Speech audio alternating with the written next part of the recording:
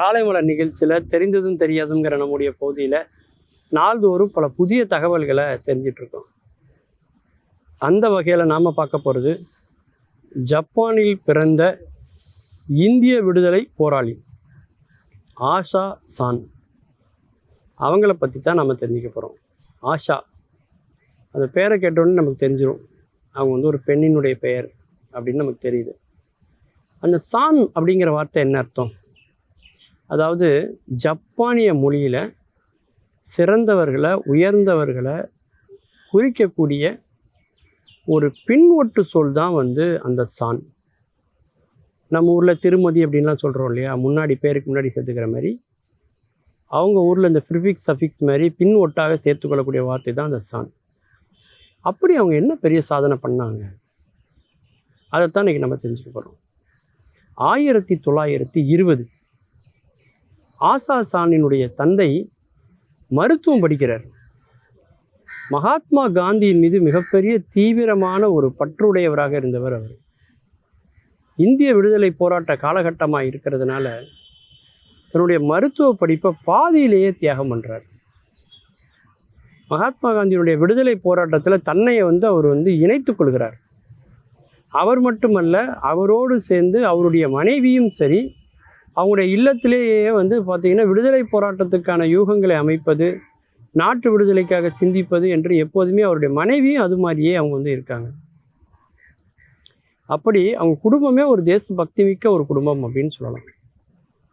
அப்படிப்பட்ட ஒரு காலகட்டத்தில் அவங்க என்ன பண்ணுறாங்கன்னா, ஒரு சில பிரச்சனையினால் அவங்க ஜப்பானுக்கு குடிபெயர்றாங்க. ஜப்பானில் 1928 ஆஷா சான்கிற தன்னுடைய பெண் குழந்தை அவங்களுக்கு பிறக்குது. பார்த்திங்கன்னா 18 வயசாகும்போது அந்த குழந்தை விடுதலை போராட்டத்தில் தானாகவே ஈடுபடணுங்கிற எண்ணம் வருது. அந்த காலகட்டம் ஜப்பான் அப்படின்னோடனே உங்கள் எல்லாருக்கும் என்ன நினைவு வந்திருக்கும்னா, நேதாஜி சுபாஷ் சந்திர போஸ் அவர்கள் நினைவு வந்திருக்கும். ஜப்பானுக்கு அவர் வந்தவர் இந்திய மக்களையெல்லாம் ஒன்று திரட்டி ஒரு பெரிய ஒரு இந்திய தேசிய இராணுவத்தையே கட்டமைத்தவர் நேதாஜி சுபாஷ் சந்திர போஸ். அதில் ஜான்சி ராணி என்ற பெயரோட ஒரு பெண்கள் படைப்பிரிவையும் அவர் நிறுவியிருந்தார். அந்த பெண்கள் படைப்பிரிவில் இணைந்து இந்திய விடுதலைக்காக போராடியவங்க தான் நம்முடைய ஆஷா சான் அப்படின்னு நம்ம சொல்லலாம். நேதாஜி அவங்க சந்திக்கிறாங்க. நேதாஜியோட அவங்க ஒரு குழு புகைப்படமும் அவங்க எடுத்துக்கிறாங்க. இந்தியாவுக்கு வெளியில் இந்தியாவில் நடக்கிற இந்திய மக்களுக்கு நடக்கக்கூடிய அநீதிகளை உலக அளவில் வெளிச்சம் போட்டு காட்டி அந்த மக்களுக்கான ஒரு பெரிய ஆதரவை இந்தியாவுக்கு வெளியில் திரட்டியவர்களில் மிக முக்கியமான ஒரு போராளி, மிக முக்கியமான ஒரு விடுதலை போராட்ட வீரர் அப்படின்னு நம்ம ஆஷா சான் அவர்களை நம்ம சொல்லலாம்.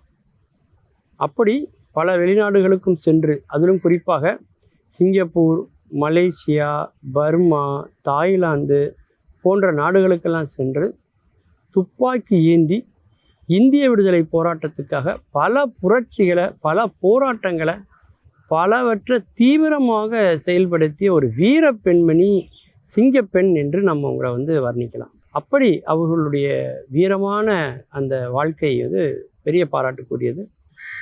அதன் பிறகு 1946 அந்த குடும்பம் மொத்தமும் பார்த்திங்கன்னா இந்தியாவுக்கு திரும்பி வராங்க. இங்கே அவங்க சௌத்ரி அப்படின்னு சொல்லக்கூடிய ஒருத்தரை அவங்க திருமணம் செய்கிறாங்க. அதன் பிறகும் அவர்களுடைய போராட்டம் பார்த்திங்கன்னா மிகப்பெரிய அளவில் வலுப்பெறுகிறது அப்படின்னு சொல்லலாம். இந்திய விடுதலைக்காக மகாத்மா காந்தியடிகளை பின்பற்றி அவருடைய தந்தையார் அவர்கள் போராடினார் என்று சொன்னால், அவருடைய மகளாக இருக்கக்கூடிய ஆஷா சான் அவங்க நேதாஜி சுபாஷ் சந்திர போஸை பின்பற்றி மிக தீவிரமான முறையில் இந்திய விடுதலைக்காக அவர்கள் பாடுபட்டார்கள் அப்படிங்கிறது தான் வரலாறு. இந்திய விடுதலைக்காக போராடி அரிய பணிகளை செய்த ஆஷா சான் பிறந்தது எங்கேன்னு பார்த்தீங்கன்னா ஜப்பானில் தான்.